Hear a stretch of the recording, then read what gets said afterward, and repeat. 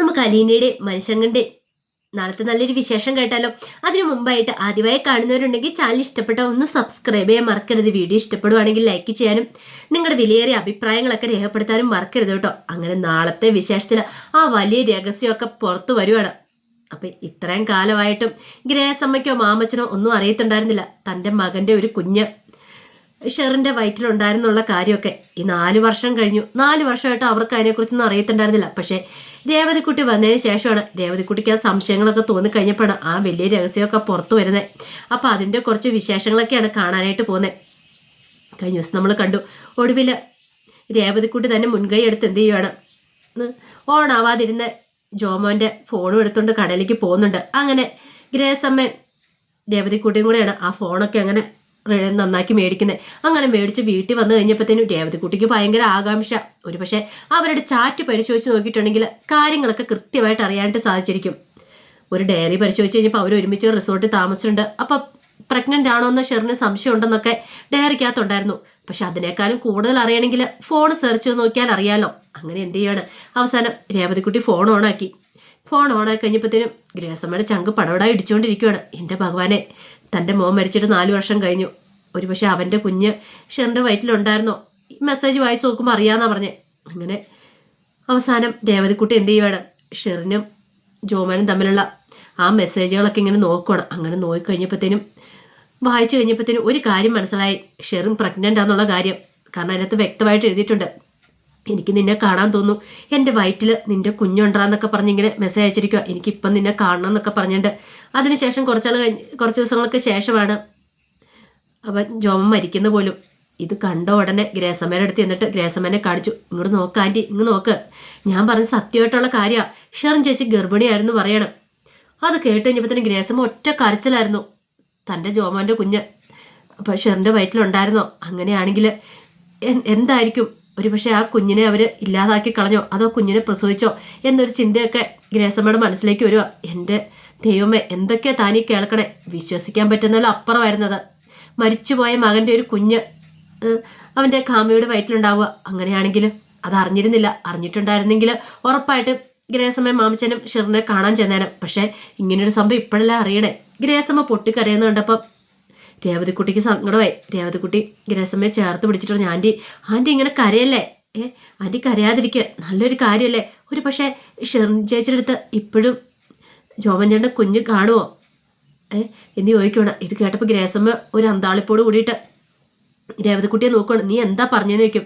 ചിലപ്പോൾ ആ കുഞ്ഞിനെ നശിപ്പിച്ച് കളഞ്ഞിട്ടില്ലെങ്കിലോ ഷെറിൻ ചേച്ചി ഇപ്പോൾ എവിടെ ഉണ്ടെന്ന് അറിയാമെന്ന് ചോദിക്കുക. ഇല്ലയെന്ന് പറയണം. അങ്ങനെയാണെങ്കിലോ ഒന്ന് അന്വേഷിക്കാമല്ലേ, അന്വേഷിക്കുവാണെങ്കിൽ ചിലപ്പോൾ ആ കുഞ്ഞെവിടെ ഉണ്ടെന്ന് അറിയാൻ സാധിച്ചേക്കുമെന്ന് പറയണം.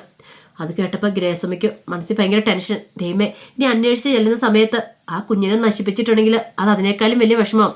കാരണം ആരോരും ഇല്ലാത്തൊരു കുഞ്ഞിനെ പ്രസവിക്കാന്ന് പറഞ്ഞാൽ, ഭർത്താവില്ലാത്തൊരു കുഞ്ഞിനെ പ്രസവിക്കാന്ന് പറഞ്ഞാൽ അത് കല്യാണം കഴിക്കുന്നതിന് മുമ്പ്, കല്യാണത്തിന് ശേഷമാണ് കുഴപ്പമില്ല. അങ്ങനെ അതിനു മുമ്പ് അങ്ങനെ എന്തെങ്കിലും സംഭവിച്ചിട്ടുണ്ടെങ്കിൽ അത് ആ കുടുംബത്തിന് ഉൾക്കൊള്ളാൻ കഴിയുന്ന കാര്യമല്ല. അപ്പം അതുകൊണ്ട് ഉറപ്പായിട്ടും ആ കുഞ്ഞിനെ അവർ കൊണ്ട് നശിപ്പിക്കാനേ ശ്രമിക്കുള്ളൂ. പക്ഷെ അങ്ങനെ എന്തെങ്കിലും ആണോ എന്നൊരു ചിന്ത മനസ്സിലേക്ക് വരുന്നുണ്ട്. അന്നൊരു ദിവസം ചിന്നിമോളുടെ ഫോട്ടോ കണ്ടു കഴിഞ്ഞപ്പോഴത്തേനും ഗ്രേസമ്മ ആ ഫോട്ടോ എടുത്ത് നോക്കിയിട്ട് പറഞ്ഞൊരു കാര്യമുണ്ട്. എനിക്കെന്തോ ഈ കുഞ്ഞിനെ കണ്ടു കഴിഞ്ഞപ്പോൾ നമ്മുടെ ആരോ അന്ന് തോന്നുന്ന പോലെ തോന്നും. നമ്മുടെ കുടുംബക്കാർ ഷേപ്പില്ലേ, ഇങ്ങ് നോക്കിയാൽ മാവച്ചാ, നമ്മുടെ ആരുടെയോ പോലെ തോന്നുന്നില്ലെന്ന്. ഒരു പക്ഷേ ചിന്നിമോള് തന്നെയായിരിക്കും ഷെറിൻ്റെ വയറ്റിലുണ്ടായ കുഞ്ഞ്. അതിനുശേഷം അനാഥാലയത്തിൽ കൊണ്ടുപോയി ഉപേക്ഷിച്ചായിരിക്കണം. പക്ഷെ ആ കുഞ്ഞിനെ കണ്ടപ്പം അതിൽ ഗ്രേസമ്മയ്ക്കും മാമച്ചനും ആ ഒരു ഇത് തോന്നിയതാണ്. ഒരുപക്ഷെ അങ്ങനെ ആവാനാണ് ചാൻസ് കൂടുതൽ. അങ്ങനെയാണെങ്കിൽ ഉറപ്പായിട്ട് അവരതിൻ്റെ സത്യാവസ്ഥ കണ്ടെത്തും. ഷെറിൻ പ്രസവിച്ചിട്ടുണ്ടായിരുന്നോ, അതിനുശേഷം ആ കുഞ്ഞിനെ എവിടെയോ കൊണ്ടുവിട്ടെ, അവസാനം ആ കുഞ്ഞ് ഇങ്ങോട്ടേക്ക് തന്നെ വരുള്ളൂ, രേവതിക്കുട്ടിയിലേക്ക് അടുത്തേക്ക് വരുള്ളൂ. ചിന്നിമോള് അവരുടെ കുഞ്ഞാന്ന് കണ്ടെത്തുക തന്നെ ചെയ്യും. കാരണം ആദ്യമായിട്ട് കണ്ടു കഴിയുമ്പോഴത്തേനും അതിനോട് ഒരു അറ്റാച്ച്മെൻറ്റ് തോന്നിയിട്ടുണ്ടായിരുന്നു. ഈ സമയത്ത് ഗ്രേസമ്മയെ വിളിച്ച മാമച്ചൻ അങ്ങോട്ട് വരുവാണ്. പെട്ടെന്ന് തന്നെ ഗ്രേസമ്മയ്ക്ക് എന്ത് ചെയ്യണമെന്ന് അറിയത്തില്ല. ഗ്രേസമ്മയുടെ കരച്ചിലുണ്ടപ്പത്തിന് മാമച്ചൻ ചോദിച്ചു, എന്താ ഗ്രേസമ്മ, നീ എന്തിനാ കരയണേ, എന്തിനാന്ന് ചോദിക്കുകയാണ്. ഇത് കേട്ടിഞ്ഞപ്പോൾ ഗ്രേസമ്മ ഒന്നും മിണ്ടിയില്ല. രേവതിക്കുട്ടിക്ക് എന്ത് മറുപടി പറയണമെന്ന് അറിയത്തുണ്ടായിരുന്നില്ല. പിന്നീട് രേവതിക്കുട്ടി ഒന്നും മിണ്ടാതെ അങ്ങോട്ട് കയറിപ്പോവാണ്. ഗ്രേസമ്മയുടെ അടുത്തിന് മാമച്ചൻ ചോദിച്ചു, എന്താ ഗ്രേസമ്മ, നീ എന്തിനാ എങ്ങനെ കരയണമെന്ന് ചോദിക്കുകയാണ്. ഇത് കേട്ടപ്പോൾ ഗ്രേസമ്മ മാമച്ചനെ കെട്ടിപ്പിടിച്ച് കരയാം.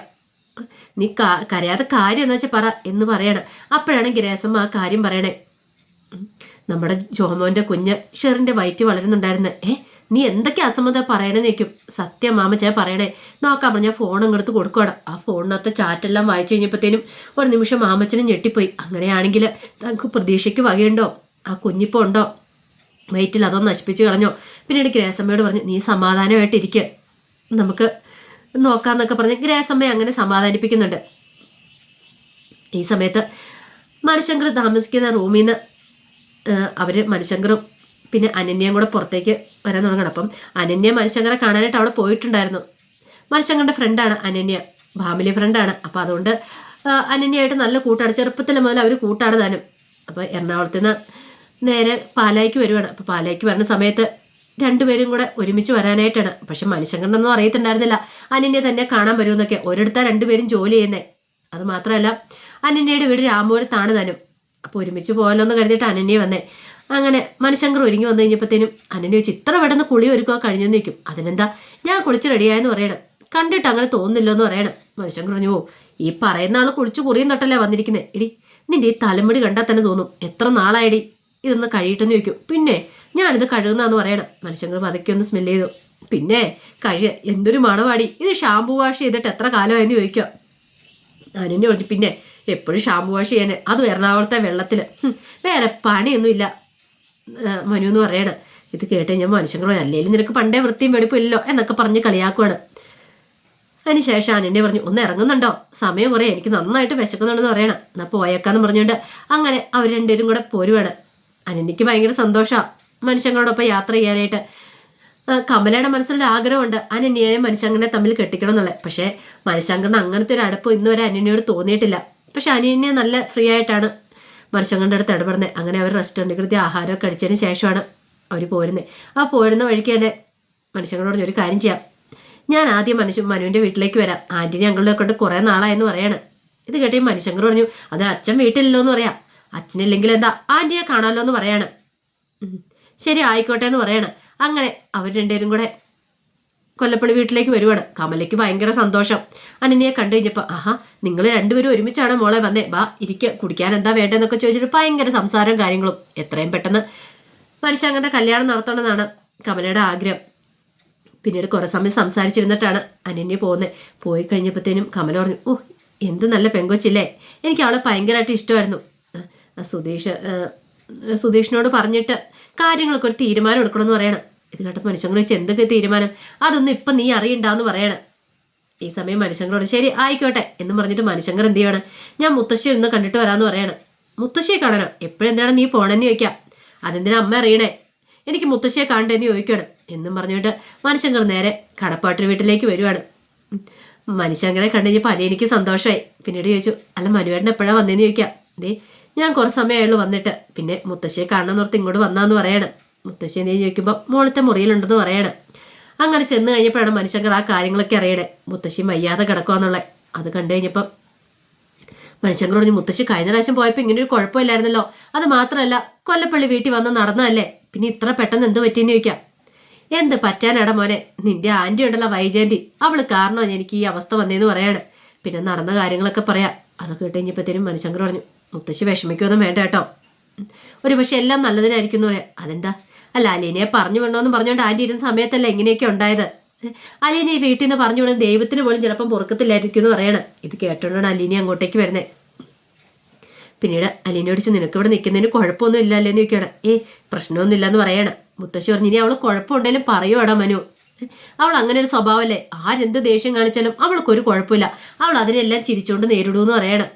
ആ സമയം മനുഷ്യങ്കർ പറഞ്ഞു, എന്തേലും കുഴപ്പമുണ്ടേ പറഞ്ഞു, ഇതിനേക്കാളും നല്ലൊരു വീട്ടിൽ ഞാൻ കൊണ്ടേയാക്കാം, കാരണം മുത്തശ്ശൻ പോകുന്നതിന് മുമ്പ് നിന്നെ ഏൽപ്പിച്ച് എൻ്റെ കൈകളിലാണ്, നിന്നെ നന്നായിട്ട് നോക്കണമെന്നും പറഞ്ഞിട്ടുണ്ട്, അപ്പോൾ ആ ഒരു ഉത്തരവാദിത്വം ഞാൻ കാണിക്കണ്ടേന്ന് ചോദിക്കാം. അലീന പറഞ്ഞു, അതെനിക്കറിയാൻ മനുവേട്ടാന്ന് പറയാണ്. എന്തേലും വിഷമമുണ്ടെ നീ പറയില്ലാന്ന് എനിക്കറിയാം, അതുകൊണ്ടാണ് നിന്നോട് ഞാൻ ചോദിക്കണമെന്ന് പറയാം.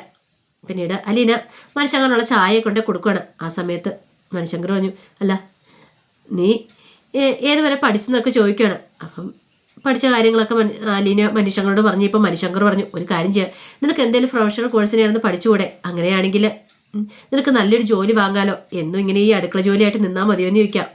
അതൊന്നും കുഴപ്പമില്ല മനുവേട്ടാ, ഞാനിവിടെ ഹാപ്പിയാണ്, എനിക്കൊരു കുഴപ്പമില്ലെന്ന് പറയാണ്. അലീനയ്ക്ക് വേറൊന്നുമല്ല, തൻ്റെ അമ്മ ഇവിടെ ഉണ്ടല്ലോ, തൻ്റെ അമ്മയൊന്ന് കാണാലോ, അമ്മയ്ക്ക് തന്നെ തിരിച്ചറിയാൻ സാധിച്ചിട്ടില്ല, എന്നാലും കുഴപ്പമില്ല, അമ്മയെ കണ്ട് സംസാരിക്കാലോ എന്നൊരു ചിന്തയായിരുന്നു അലീനയുടെ മനസ്സിലുണ്ടായിരുന്നത്. പക്ഷെ മണിശങ്കറിനാണെങ്കിൽ അവളെ എങ്ങനെയെങ്കിലും വിട്ട് പഠിപ്പിക്കണം, അങ്ങനെ ഒരു ചിന്തയാണ്. മുത്തശ്ശനെ ഏൽപ്പിച്ചിട്ട് പോയതല്ലേ, ഇവൾക്കൊരു ആപത്ത് വന്നുകൂടാ, അല്ലെങ്കിൽ ഒരു വിഷമങ്ങളും വന്നുകൂടാ എന്നൊരു ചിന്തയായിരുന്നു മണിശങ്കറിന്റെ മനസ്സിലുണ്ടായിരുന്നത്. പിന്നീട് അലീനയോട് പറഞ്ഞു, നീ ഒരു വാക്ക് പറഞ്ഞാൽ മതി, നിന്നെ ഞാൻ പഠിപ്പിച്ചോളാന്ന് പറയാ. വേണ്ട മനുവേട്ട, അതിന്റെ ആവശ്യമൊന്നും ഇല്ലാന്ന് പറയാണ്. അങ്ങനെ മണിശങ്കർ കുറെ സമയം കൂടെ വർത്താനം പറഞ്ഞിരിക്കുന്നുണ്ട്. ഈ സമയത്ത് അലീനയ്ക്ക് ഭയങ്കര സന്തോഷമാണ് മണിശങ്കർ വരുമ്പം. കാരണം തൻ്റെ മനസ്സ് മനസ്സിലാക്കുന്ന തന്നോടൊപ്പം നിൽക്കുന്ന ഒരാൾ എന്നൊരു രീതിയിലാണ് അലീന മണിശങ്കറിനെ കാണുന്നത് തന്നെ. അങ്ങനെ അവർ രണ്ടുപേരും സംസാരിച്ചിരുന്ന സമയത്താണ് വൈജയന്തി അങ്ങോട്ടേക്ക് വരുന്നത്. വൈജയന്തി വന്നിട്ട് അലീനയെ മണിശങ്കറിനെയൊക്കെ നോക്കുന്നുണ്ട്. എന്നിട്ട് ചോദിച്ചു, നീ എപ്പോഴാണ് വന്നതെന്നൊക്കെ ചോദിക്കുക. കുറച്ച് സമയമായ ആൻറ്റി എന്നൊക്കെ പറയണം. പിന്നീട് അലീന ചോദിച്ചു, നിനക്കൊരു പണിയില്ലേ, നീ എന്താ ഇവിടെ സംസാരിച്ചിരിക്കണം എന്നൊക്കെ ചോദിച്ചാൽ അലീനയെ ചീത്ത പറയണം. അലീന ഒന്നും മിണ്ടാതെ അങ്ങോട്ട് കയറിപ്പോയി. ആ സമയത്ത് മണിശങ്കർ പറഞ്ഞു, അതെ, അലീനയോടുള്ള ആൻറ്റിയുടെ സമീപനം കുറച്ച് മാറ്റാനുണ്ട്. ഇങ്ങനെ ആൻറ്റി എപ്പോഴും അലീനയോട് ദേഷ്യപ്പെട്ട് ഇരുന്നിട്ടുണ്ടെങ്കിൽ അവളിവിടെ നിൽക്കുമെന്ന് ആൻറ്റിക്ക് തോന്നുന്നുണ്ടോ? അത് മാത്രമല്ല, ഇത്ര നല്ലൊരു ജോലിക്കാരി ആൻറ്റിക്ക് വേറെ കിട്ടുമെന്ന് ചോദിക്കാം. അലീന ജോലിക്കാരിയായിട്ടല്ല, ഇവിടുത്തെ മുത്തശ്ശിയെ നോക്കാൻ വേണ്ടി വന്നാ, അറിയാലോ. എന്നിട്ട് ഈ വീട്ടിലെ ജോലികളെല്ലാം ചെയ്യുന്നുണ്ട്. എന്നിട്ട് എപ്പോൾ നോക്കിയാലും ആൻറ്റിക്ക് അലീനയെ വഴക്ക് പറയാനോ സമയമുള്ളൂ എന്നൊക്കെ ചോദിക്കണം. അതൊട്ടും ഇഷ്ടപ്പെട്ടില്ല വൈജയന്തിക്ക്. വൈജയന്തി പറയും, ഓ അപ്പം നീ അവളുടെ വക്കാലത്തുമായിട്ട് വന്നാണെന്ന് ചോദിക്കുക. അതല്ല ആൻറ്റി, കണ്ട കാര്യം അങ്ങോട്ട് പറഞ്ഞെന്നുള്ളെന്ന് പറയണം. ഇത് കേട്ട വൈജയന്തി ദേഷ്യപ്പെട്ട് അങ്ങോട്ട് കയറി പോവാണ്. മനുഷ്യങ്ങളുടെ മനസ്സിലായി, ഇനിയിപ്പോൾ ആൻറ്റിയോട് എന്ത് പറഞ്ഞിട്ടും കാര്യമില്ല, ആൻറ്റിയുടെ സ്വഭാവത്തിലൊരു മാറ്റം വരാൻ പോകുന്നില്ല എന്നുള്ള കാര്യം. ആ സമയം മാമച്ചയും ഗ്രേസമ്മ ഒരു കാര്യം തീരുമാനിച്ചു. ഷെറിൻ്റെ വീട്ടിലേക്ക് പോവുക. ഒരു പക്ഷേങ്കിൽ അവൾ ഗർഭിണിയായിരുന്നോ, പ്രസവിച്ചോ, അങ്ങനെയൊക്കെ അറിയാനായിട്ട് സാധിക്കും. അങ്ങനെ ഒരു തീരുമാനം എടുക്കണം അവർ. അപ്പോൾ അതിൻ്റെ വിശേഷങ്ങളൊക്കെയാണ് കാണുന്നത്. എന്തായാലും ചിന്നമോൾ അവരുടെ ജോമോൻ്റെ കുട്ടിയാന്ന്, അവരുടെ കൊച്ചുമോളാന്നുള്ള കാര്യം അധികം വൈകാതെ തന്നെ പുറത്താവും. അപ്പോൾ അതിൻ്റെ വിശേഷങ്ങൾക്കായി നമുക്ക് എല്ലാവർക്കും കാത്തിരിക്കാം കേട്ടോ. ഒരിക്കൽ കൂടി എല്ലാവർക്കും ശുഭരാത്രി നേർന്നുകൊണ്ട് നിർത്തുന്നു. നന്ദി.